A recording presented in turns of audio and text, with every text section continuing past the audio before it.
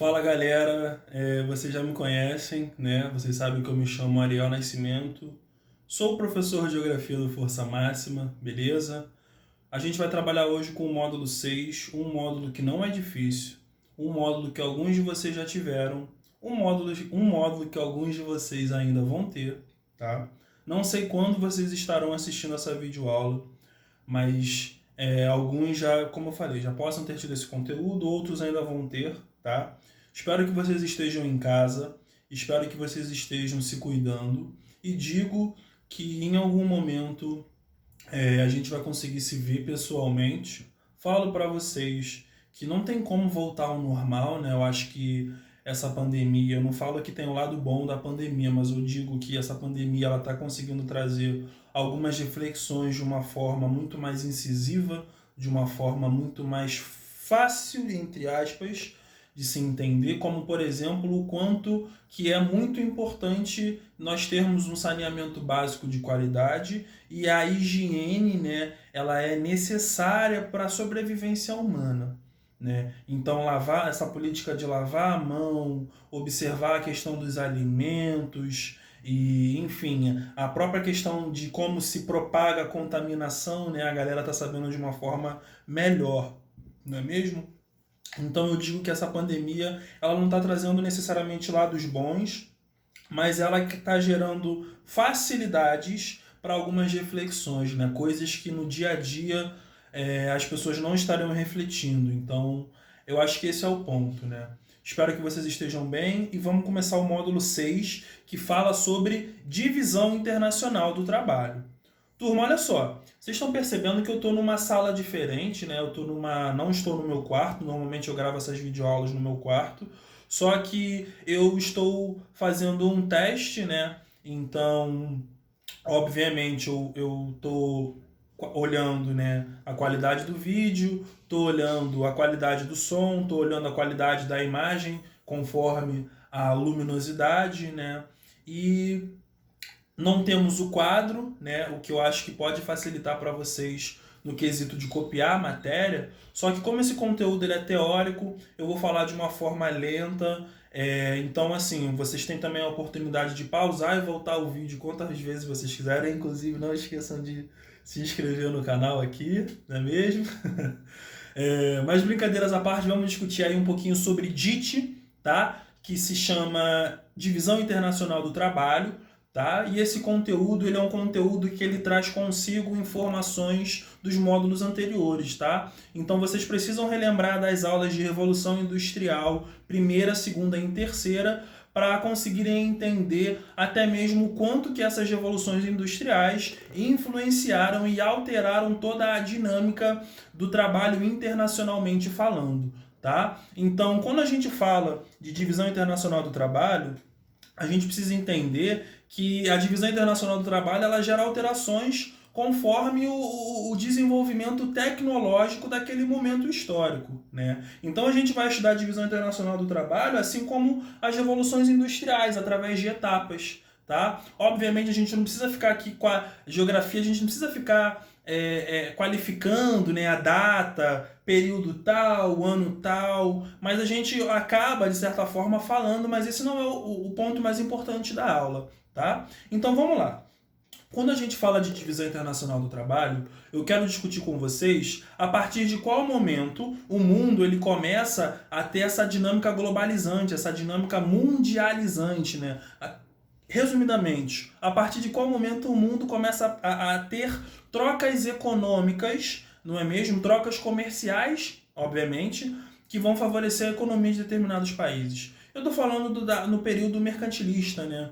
A gente fala que o período mercantilista também é conhecido como o período do início do processo de capitalização, do início do processo de formação do sistema capitalista, tá? E aí a primeira fase do sistema capitalista, ela é conhecida como capitalismo comercial, ou até mesmo capitalismo mercantilista, né? Que aí vai explicar que nesse momento histórico, a base do desenvolvimento econômico, né, ele era feito através das trocas comerciais, através da compra e da venda também, beleza? Então o capitalismo comercial, ele mostra que através dessa relação entre compra e venda, né, entre comércios, o comércio ele precisa de produtos. E esses produtos eles precisam de uma coisa chamada matéria-prima, ou chamada de especiarias. Tá? E vocês sabem que o momento conhecido enquanto capitalismo comercial é o momento que nós estamos vivendo, né? O tal chamado período colonialista, o tal chamado período colonial. E o que foi o período colonialista? É o momento onde a ordenação mundial, né? O mundo está dividido de uma forma entre metrópoles e colônias. Então eu falo para vocês que no colonialismo, os países conhecidos como metrópoles eram os países, né, do continente europeu, principalmente ali da Europa Ocidental. Então eu estou falando de França, Portugal, Inglaterra, Espanha. Eram os países ali, né, que foram os primogênitos a iniciarem o processo de colonização, por exemplo, da América, tá? Das Américas, né? Então, assim, nesse momento eu falo para vocês também que esse processo, né, de trocas comerciais que se dava entre a metrópole e a colônia, ela era feita através do Pacto Colonial. E o Pacto Colonial ele explica o seguinte, que a colônia ela possui a função, não é mesmo, de exportar para a metrópole especiarias, alguns produtos primários e até mesmo escravizados, né? Entendendo que no período colonialista era o período onde o escravo, a mão de obra escrava africana, ela era uma mercadoria, né? Então os seres humanos ali, naquele momento, os seres humanos negros, pretos, africanos, eles não eram vistos como seres humanos, eles eram vistos como os corpos, como máquinas, como não seres humanos. Eles eram vistos como qualquer coisa, mas não como seres humanos. Tá? E inclusive isso vai gerar, né, o que nós chamamos hoje de racismo, beleza? Isso vai influenciar muito para políticas racistas, mas a gente não vai discutir sobre racismo nessa aula. Essa aula fala sobre divisão internacional do trabalho. Mas entendam que essa divisão internacional do trabalho, ela traz consigo sim o conceito de raça, entendendo que ali internacionalmente alguns grupos vão exercer algumas funções de trabalho em que outros não exerciam, Tá, turma? Então, o Pacto Colonial, como eu falei, ele gera, né, essa troca econômica, onde a colônia ela manda esses produtos, essas especiarias, a gente pode chamar um pouco de matéria-prima, e aí as metrópoles pegam essas matérias-primas, né, e transformam em produtos manufaturados, né? E o que são produtos manufaturados? Produtos manufaturados são produtos que são feitos através da técnica artesanal humana, né? Então é o trabalho manual, tá? Lembrando que o trabalho manual, ele traz consigo algumas pessoas utilizando. Às vezes o trabalho artesanal não. O trabalho artesanal às vezes é uma pessoa fazendo todo o segmento, né? O manual às vezes eu posso fazer uma parte e a minha mãe faz uma outra parte, tá?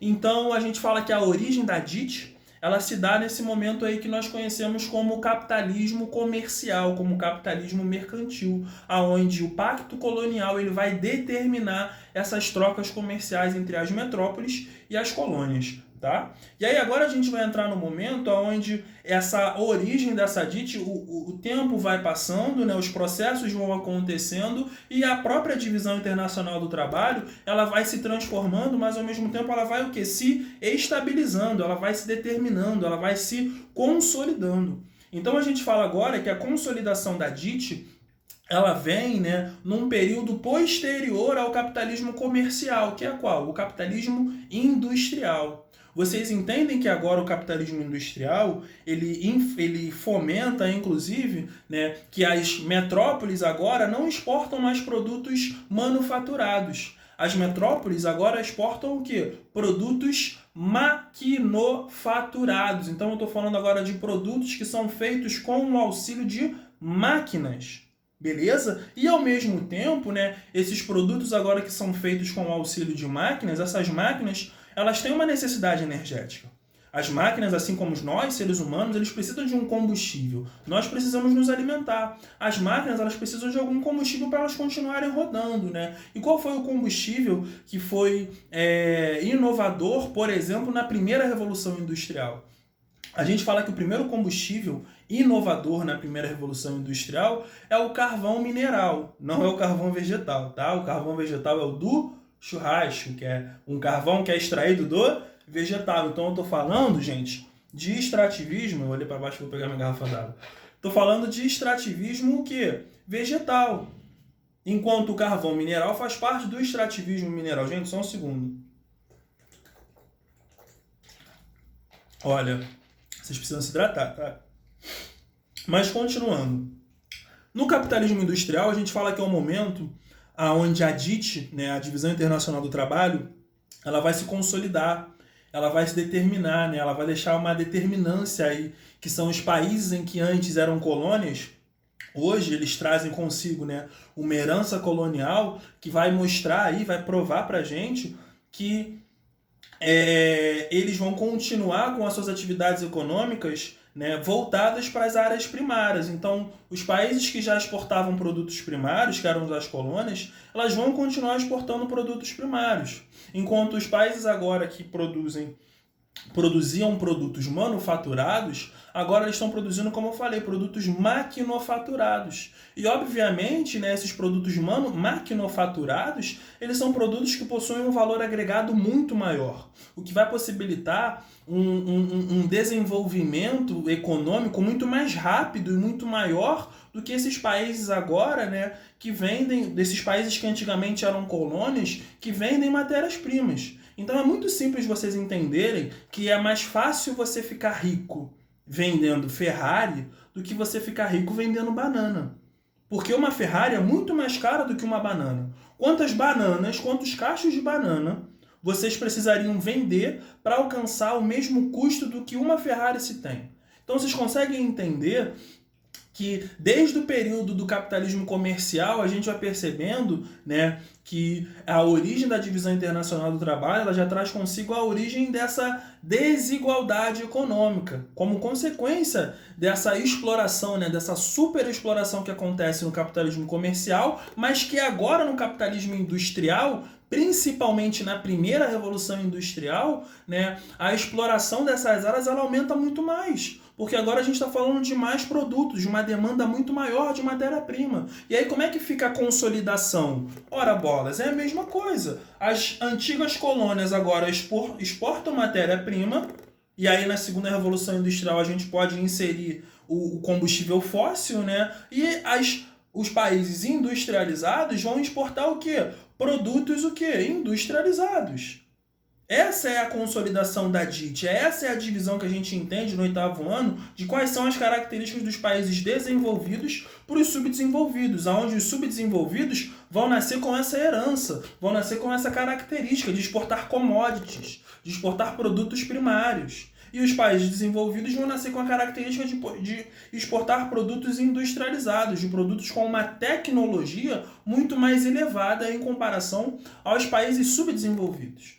E aí nós falamos que essa consolidação da DIT, ela se dá até a Segunda Guerra Mundial, que é o momento onde nós já temos agora, né, uma nova transformação da indústria, beleza? Porque esse capitalismo industrial ele está explicando muito ali a consolidação da DIT do período da primeira para a segunda revolução industrial. Tá? Então eu estou falando ali de determinâncias, de como a primeira e a segunda revolução industrial só foi possível, por exemplo, por conta dessas explorações dessas colônias, né? E aí eu falo que agora a gente não vive num período colonialista. Quando eu falo agora, eu falo no momento do capitalismo industrial. A gente vive num período que imperialista. Tanto é que você sabe que a primeira revolução industrial, né, ela influenciou bastante muito a proibição do tráfico negreiro e a proibição, inclusive, do trabalho escravo.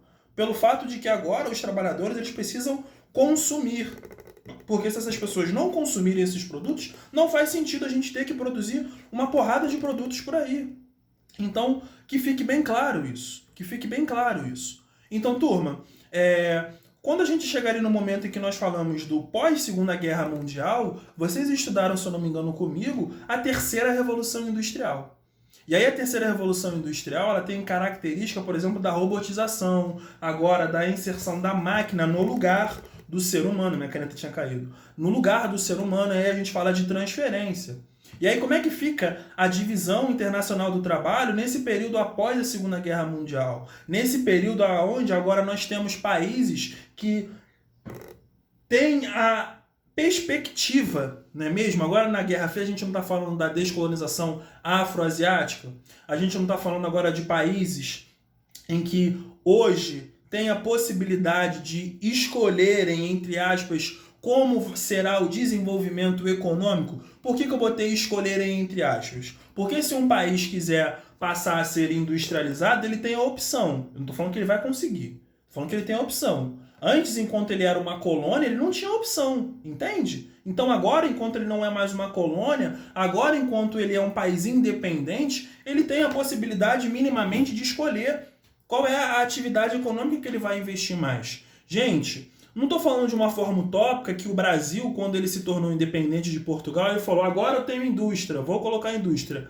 Não, mas agora ele tem a possibilidade de pensar em ter indústria sem ter a lógica, né, de se pedir permissão para Portugal ou não para se colocar ali. Porque essa é a questão. Enquanto você era colônia, você era obrigado a respeitar as regras do colonizador. Agora, enquanto país independente, você não tem essa regra, você faz o que você quiser dentro do seu território. Só que, logicamente, nós falamos que os países não industrializados, eles vão continuar, né, com a característica de exportar produtos primários, porque era o que eles já faziam. Entende? Era o que eles já ganhavam dinheiro com essa forma. O ponto é, como eles conseguem se industrializar com essa herança colonial, tendo em vista do que eu acabei de falar. Os países subdesenvolvidos, os países não industrializados, eles vendem produtos com um valor agregado muito barato. E como é que eu vou conseguir investir com pouco dinheiro dentro de uma indústria? Como? E aí entra agora, né, depois dessa consolidação da DIT, a gente entra no que foi a DIT clássica.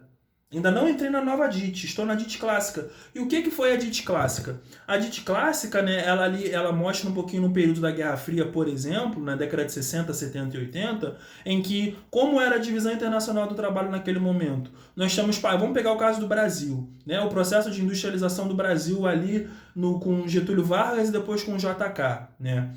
A gente percebe que o Brasil ele ainda continua exportando matéria-prima, não é mesmo? Ele ainda continua com um déficit econômico, ele ainda importa muito mais do que exporta, então boa parte dos produtos que são consumidos no Brasil, por exemplo, na década de 1920, 1930, ele ainda em sua maioria são produtos importados, são produtos comprados fora do país, né? São tecnologias. E a gente começa a iniciar o processo de industrialização, a gente começa a iniciar, né, o que nós chamamos do processo das substituições das importações. Né? A gente começa a desenvolver agora uma indústria que seja capaz de produzir produtos para serem vendidos. Tá?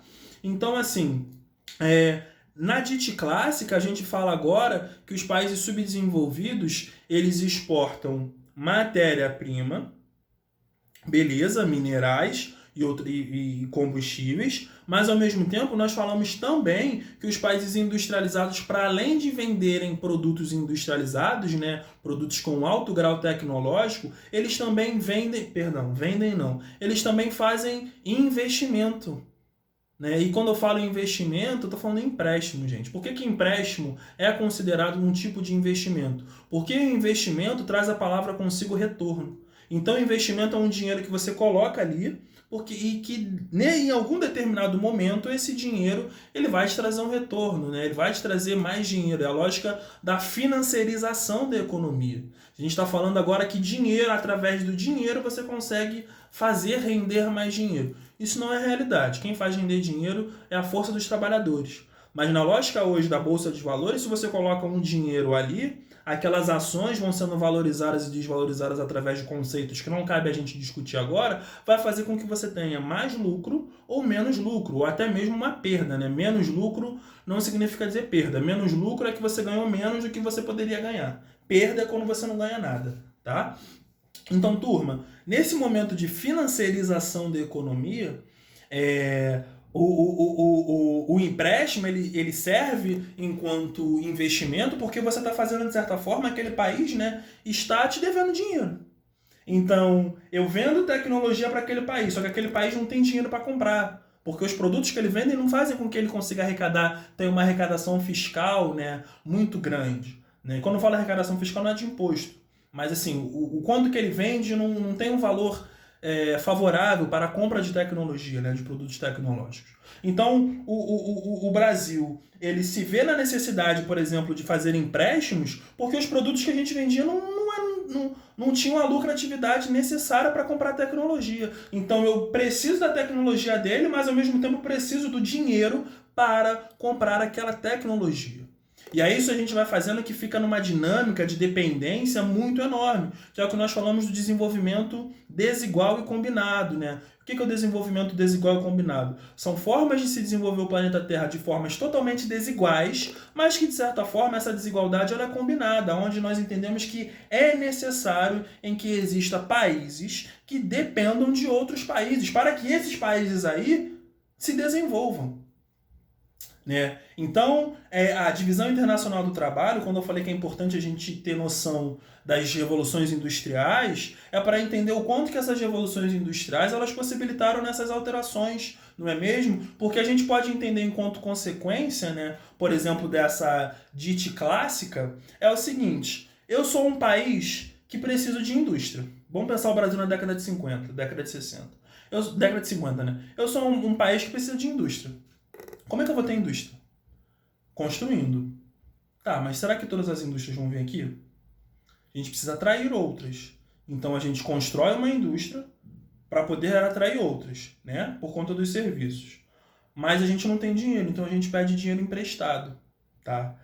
E aí esse ciclo ele vai virando uma bola de neve, uma bola de neve, uma bola de neve, aonde a gente percebe que o Brasil, né, principalmente ali quando a gente fala da década perdida, a gente fala de uma década que foi perdida dentro de um desenvolvimento, muito em função da taxa de inflação sobre os juros que nós temos também.